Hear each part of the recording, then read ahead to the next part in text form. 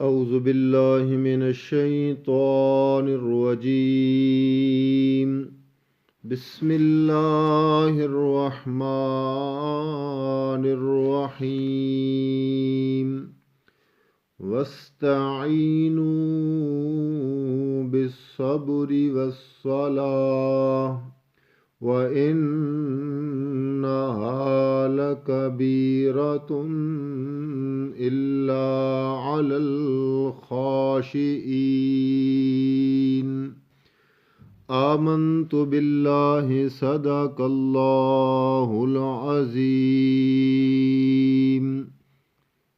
انتہائی قابل احترام سامعین ذی وقار، آپ حضرات کی خدمت میں سورۃ البقرہ کی آیت نمبر 45 تلاوت کی ہے، اور حسب سابق ہم سب سے پہلے اس آیت کا لفظی ترجمہ آپ کے گوش گزار کریں گے، اور پھر میں چاہوں گا کہ جو لوگ ہمارے درس کو مستقل سنتے ہیں، ظاہر بات ہے ہر بندے کی ایک اپنی فرینڈ لسٹ ہے، تو کوشش کریں کہ جو درس آپ سنیں، آپ کے پاس جو واٹس ایپ گروپ ہیں، آپ ان میں اس درس کو خصوصی طور پر اور ضروری طور پر شیئر کیا کریں، آگے پہنچایا کریں. یہ بھی اشاعت دین کا ایک خاص حصہ اور ذریعہ ہے کہ آپ اگر خود درس نہیں دے سکتے تو جو بات آپ کو اچھی لگتی ہے اور جو درس قرآن ہوتا ہے، آپ کم از کم اس وائس کو، اس پیغام کو دوسروں تک پہنچا دیں، تاکہ وہ بھی کوئی لفظ سن کر اپنے لیے آخرت کا ایک جو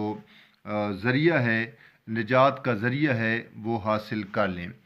وَاسْتَعِینُوا بِالصَّبْرِ، اور تم مدد حاصل کرو ساتھ صبر کے، وَالصَّلَاةِ، اور نماز کے، وَإِنَّهَا، اور وہ، لَكَبِيرَةٌ، بڑی دشوار ہے، مشکل ہے، الا، مگر، علی، پر، الخاشعین، عاجزی کرنے والوں کے. یہ آیت کا میں نے لفظی ترجمہ آپ کے سامنے بیان کیا ہے، اور مدد چاہو صبر سے اور نماز سے، اور البتہ وہ بھاری ہے، مگر وہ جو لوگ عاجزی کرتے ہیں ان کے لیے یہ مشکل نہیں ہے. یہ آیت یہ 8واں امر ہے، حکم ہے، جو اللہ تعالیٰ نے علماء یہود کو اسلام قبول کرنے میں جو سب سے بڑی رکاوٹ تھے، اور جو اسلام کے جو سب سے زیادہ مخالف تھے علماء یہود، ان کو خطاب کیا اور 8واں امر دیا کہ یہودی علماء، تمہیں خطاب کیا جا رہا ہے کہ وَاسْتَعِینُوا بِالصَّبْرِ وَالصَّلَاةِ، مدد مانگو اللہ تعالیٰ سے صبر کے ساتھ اور نماز کے ساتھ. دراصل اللہ تعالیٰ نے علماء یہود کو جو ان کا اسلام قبول نہ کرنا تھا، اس میں جو سب سے بڑی رکاوٹ تھی کہ وہ اسلام قبول کیوں نہیں کرتے علماء یہود، حالانکہ وہ سب کچھ جانتے تھے کہ تورات کے اندر آخر الزمان پیغمبر کی جو نشانیاں بیان کی گئی ہیں، بتائی گئی ہیں، وہ ساری کی ساری نشانیاں محمد ابن عبداللہ آمنہ کے لال عبداللہ کے در یتیم صلی اللہ علیہ وآلہ وسلم پر صادق آتی ہیں. اس کے باوجود نہیں مانتے. تو اصل جو بڑی رکاوٹ تھی، ان کی جو آمدنی تھی اور ان کے جو معتقدین تھے، ان کو ماننے والے تھے، ان کے ذریعے جو ان کی آمدنی حاصل ہوتی تھی، یہ سب سے بڑی رکاوٹ تھی. یعنی ان کی جو علماء یہود کی جو شان و شوکت تھی اور ان کا جو عوام میں ایک مقبولیت قائم تھی، اسلام قبول کرنے کی صورت میں وہ سب چیزوں سے ہاتھ دھو ڈالتے، یعنی وہ سب چیزیں ختم ہو جاتی جو ان کو یہودی ہونے کی بنیاد پر ہو اور اسلام کے دور ہونے کی بنیاد پر جو حاصل تھی. کیونکہ جاہل عوام وہ اپنی عوام کو ہمیشہ جہالت میں رکھنے کی کوشش کرتے کہ کہیں ان کو اسلام کی اگر ہوا لگ گئی، پیغمبر علیہ السلام کی تعلیمات کی ہوا لگ گئی، یہ ساری چیزیں تو اسلام میں ہے نہیں، پھر ہم کھائیں گے کہاں سے، ہماری جو شان و شوکت ہے وہ کہاں برقرار رہے گی. لہٰذا اللہ تعالیٰ نے انہیں اس بات پہ خطاب کیا. اگر آج کے دور میں بھی بہت سارے جو हजरात हैं, इल्म रखने के बावजूद वो अपनी आवाम के सामने मसला बयान नहीं करते,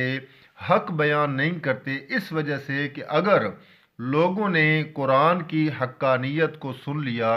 पैगंबर के सच्चे फरमूदात को सुन लिया, सहाबा इकराम की सच्ची सीरत को सुन लिया,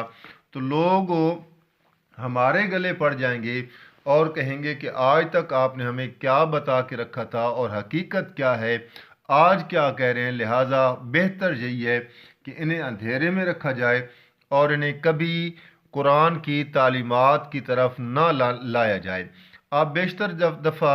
अब तो माशाल्लाह क्लिप की सूरत में उलमा के बयानात मौजूद हैं इंटरनेट पर, जो लोग कहते हैं कि कुरान का तर्जुमा लोगों को नहीं पढ़ना चाहिए, इससे लोग गुमराह हो जाएंगे। गुमराही वाली बात नहीं है, दर हकीकत उन्हें डर है इस बात का कि अगर लोगों ने कुरान का तर्जुमा पढ़ लिया और लोगों ने कुरान वाली ऐनक लगा ली, तो हमारे जो सारे माता के दाग हैं, हमने जो बदबूदार अकीदे फैला के रखे हैं और किताबों का नाम हमने जो खुशबूदार किताब, खुशबू वाला अकीदा रखा है, ये सारी की सारी लोगों को खुशबू नहीं बल्कि वो सारी की सारी बदबू का पता चल जाएगा, हमारे गंदे अकायद का। लिहाजा लोगों को बस इसी बात पे लगाओ कि बस कुरान का तुमने ख़त्म दिलवाना है, कुरान को पढ़ना नहीं है, शबीने पढ़ने हैं, ख़ातमी बुलाने हैं, लोगों को खिलाना पिलाना है, सदका खैरात कर दो। दीन इस्लाम के नज़दीक कुरान वाली ऐनक इन्हें नहीं लगने देनी, वगरना लोगों के अकायद अगर ठीक हो गए तो हमारी जो दुकानदारी है ये ख़त्म हो जाएगी। वगरना कुरान तो एक दूनी दूनी दो दूनी चार करके बात करता है। कुल ला यालमु मन फिस समावाति वल अर्ज़िल गैबा इल्लल्लाह, फरमा दीजिए मेरे पैगंबर कि कोई नहीं है जो आसमानों में है और ज़मीन में है गैब का जानने वाला इल्लल्लाह, मगर सिवाय अल्लाह के। वमा यशऊरूना अय्याना युबअसून, और जिनके बारे में तुम तवक्कल रख के बैठे हो, जिन पे भरोसा रखते हो कि ये करनिया वाले हैं, ये भरनिया वाले हैं, ये बेड़े पार लगा देते हैं, ये सब कुछ जानते हैं, हमने न्याज ना दी, हमने 11वीं ना दी, हमने ये ना किया, हमने वो ना किया, हमने इनकी खुशनुदी ना की, तो ये हमें नुकसान पहुंचा देंगे। अल्लाह फरमाते हैं तुम्हारे हालात से वाकिफ़ होना तो बड़े दूर की बात है। वमा यशऊरूना अय्यान युबअसून, उनको तो इतना पता भी नहीं है कि वो कब्रों से कब उठाए जाएंगे। इसी तरीके से अगर आप देखें, ये 26वां पारा है और 26वें पारे की सूरत है सूरत अल अहकाफ। उसमें अल्लाह ताला ने आयत को ज़िक्र किया और आयत नंबर है 5। अल्लाह फरमाते हैं वमन अज़ल्लो मिम्मन यदऊ मिन दूनिल्लाह, और उससे बड़ा गुमराह कायनात में कोई नहीं है जो गैरुल्लाह की पुकार करता है, अल्लाह के सिवा औरों को पुकारता है, यानी अपनी हाजात में, अपने मसाइब में, अपनी तकलीफ़ों में, अपनी परेशानियों में, अपने दुख और सुख में वो गैरुल्लाह की पुकार करता है। अल्लाह फरमाते हैं इससे बड़ा गुमराह कोई नहीं है। मल्ला यस्तजीबु लहू, जिनकी पुकार कर रहा है, गुमराह इस वजह से है क्योंकि ला यस्तजीबु लहू, वो इसकी पुकारों का जवाब नहीं दे सकते हैं। कब तक नहीं दे सकती हैं? इला यौमिल क़ियामा, क़यामत तक जवाब नहीं दे सकती हैं। या अल्लाह क्यों जवाब नहीं दे सकते हैं? अल्लाह फरमाते इस वजह से जवाब नहीं दे सकते हैं वहुम अन दुआइहिम गाफिलून, क्योंकि वो इसकी पुकारों से गाफिल हैं। अब आपने अंदाज़ा लगाया कुरान किस तरीके से इतनी वाज़े वाज़े बातें करता है। लेकिन आप ये जो सोशल मीडिया पर ये जो यूट्यूबर हैं, ये जो बयान में लोगों के अपने बयान करते हैं सिर्फ व्यू बढ़ाने के लिए, और एक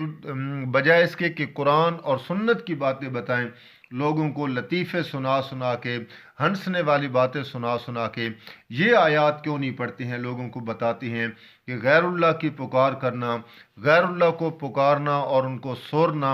ये सबसे बड़ा गुमराही वाला अकीदा है। क्योंकि जो साहिब कब्र है,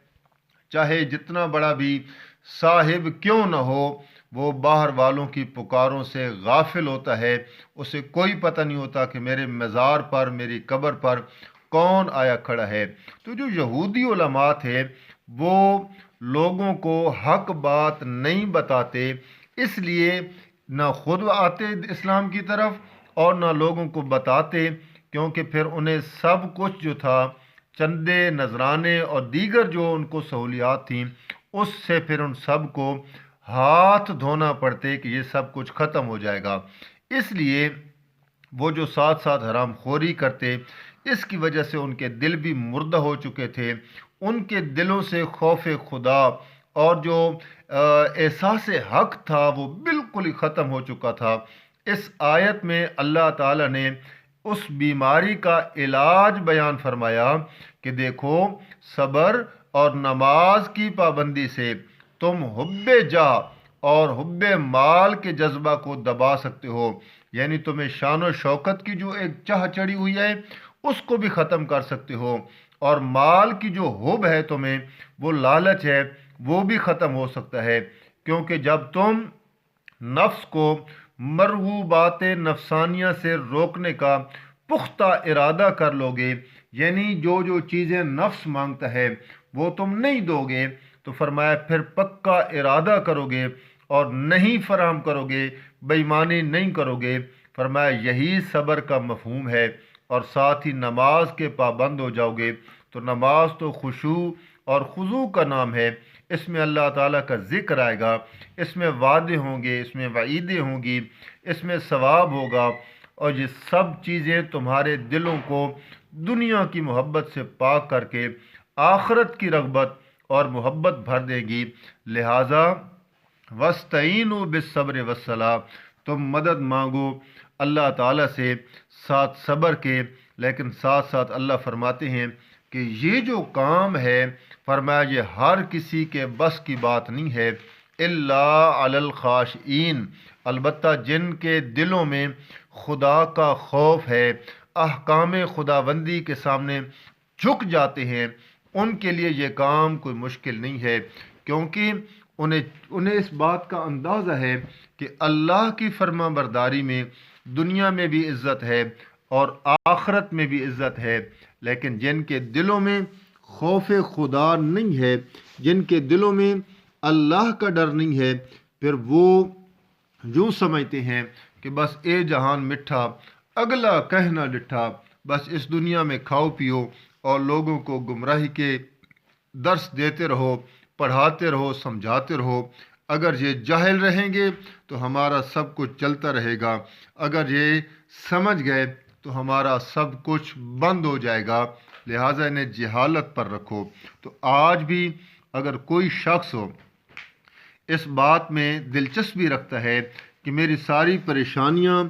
ختم ہونی چاہیے، تو پھر اسے بھی چاہیے اس بات میں کہ وہ اللہ تعالیٰ سے جڑے، اللہ کے قرآن سے جڑے، اللہ تعالیٰ کے مقابلے میں، قرآن کے مقابلے میں ہر کسی کو ختم کر دے، کیونکہ قرآن ہی ہے جو اسے معاشی مشکلات اور بے روزگاری سے بھی دور کرے گا، قرآن ہی ہے جو وہ اسے ٹینشن، ڈپریشن اور مستقل جو اس کا خوف ہے،